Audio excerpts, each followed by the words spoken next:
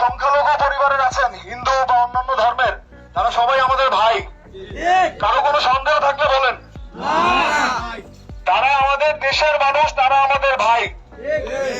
আজকে এমন হইতে পারতো, আজকে তো আমাদের দেশে মুসলমান আমরা বেশি, তাই না? এমনকি পৃথিবীতে দেশ আছে না যেখানে মুসলমান সংখ্যায় কম, অন্য ধর্মের লোক বেশি? তাহলে ওইখানে গিয়ে তাহলে কি মুসলমানের উপর আক্রমণ হইলে ওই মুসলমান কি ভালো থাকবে? তাহলে আমরা তো ওরকম না যে সাচ্চা মুসলিম সে সবাইকে প্রোটেক্ট করে, সেভ করে। এটা সবার আপনাদের দায়িত্ব। এলাকায় যত অন্য ধর্মের লোক আছে, হিন্দু বৌদ্ধ যা আছেন, তাদেরকে আপনারা প্রোটেক্ট করে রাখবেন, আপনারা সেভ করে রাখবেন। এই কথা কি আপনারা আমাকে দিচ্ছেন? কারো কোনো সন্দেহ আছে? সবাই আমার ভাই।